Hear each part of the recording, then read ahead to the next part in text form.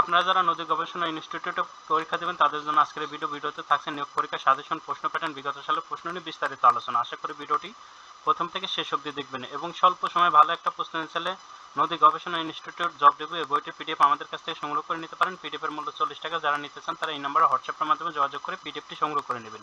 এই পিডিএফে নদী গবেষণা ইনস্টিটিউট সহ অন্যান্য ইনস্টিটিউটের যে পরীক্ষা হয়েছে সেই পরীক্ষার প্রশ্নের সমাধান দেওয়া আছে প্রায় 40 পেজের মতন। এটা আপনাদের একটা প্রিভিয়াস কোশ্চেন ব্যাংক, কোশ্চেনটা ঠিক এরকম আসবে। শর্ট কোশ্চেন রিটেন পদ্ধতিতে পরীক্ষা হবে। আপনারা স্বল্প সময়ে ভালো একটা প্রশ্ন দিতে চাইলে আপনাদের যা যা পড়তে হবে বাংলা, ইংরেজি, গণিত, সাধারণ জ্ঞান।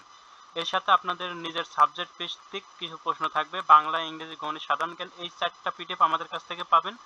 আর সাথে প্রিভিয়াস কোশ্চেন ব্যাংক পাবেন। টোটাল পিডিএফগুলো কভার করতে পারলে ইনশাল্লাহ নন টেকনিক্যাল যে প্রশ্নগুলো আসবে, টেকনিক্যাল প্রশ্ন কিন্তু আমাদের কাছে নেই, নন টেকনিক্যাল যে প্রশ্নগুলো আসবে সেই নন টেকনিক্যাল পার্ট থেকে ইনশাল্লাহ 100% প্রশ্ন কমন পাবেন না। তবে টেকনিক্যাল প্রশ্ন কিন্তু একটা প্রশ্ন কমন পাবেন না। এখন টেকনিক্যাল যদি 20 মার্ক থাকে বা 70 মার্কের মধ্যে অনেক সময় দেখা 30 মার্ক, 20 মার্ক বা 25 মার্ক টেকনিক্যাল প্রশ্ন থাকে। এই প্রশ্নটা আপনারা যে যে সাবজেক্টের উপর অনার্স করছেন বা ডিপ্লোমা করছেন বা করছেন ওইগুলা থেকে প্রশ্ন আসবে। আপনাদের নিজস্ব সিলেবাস থেকে কভার করে নিতে হবে।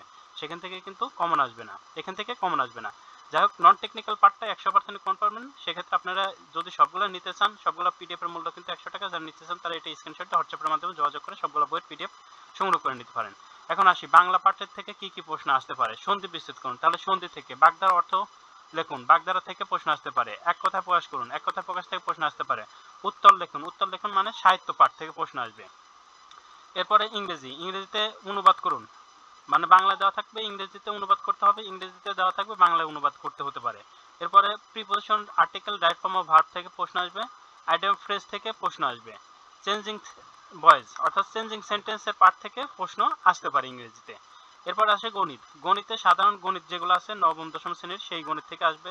শতকরা, লাভ ক্ষতি, তারপরে আপনার রেলের অঙ্ক, এরপরে যেটা বলা হয় বীজগণিতের যে পার্টটা আছে সেই পার্টটা থেকে প্রশ্ন আসতে পারে। আর সাধারণ জ্ঞানের সিম্পল যে সাধারণ জ্ঞানের পার্টটা প্রশ্ন আসবে সেগুলো প্রশ্নটা এরকম আসবে, যেমন এক কথায় উত্তর করতে হবে। আমার ভাইয়ের রক্তের আঙানে 21 ফেব্রুয়ারি গানটির রচয়িতাকে আব্দুল গাফফার চৌধুরী। সুয়েজ খাল কোন দেশে অবস্থিত? মিশরে। ক্রিকেট বাংলা স্ট্যাটাস অর্জন করে কত সালে? 1977 সালে। মুক্তিযুদ্ধের প্রথম উপন্যাস কোনটি? রাইফেল, রুটি, আওরাত। এই যে প্রশ্ন সাধারণ জ্ঞানের পাঠের প্রশ্নটা এরকম আসবে। আর আপনাদের টেকনিক্যাল কিছু প্রশ্ন থাকবে, সেই টেকনিক্যাল প্রশ্নগুলা এরকম আসতে পারে। বাংলাদেশের নদী গবেষণা ইনস্টিটিউট কোথায় অবস্থিত?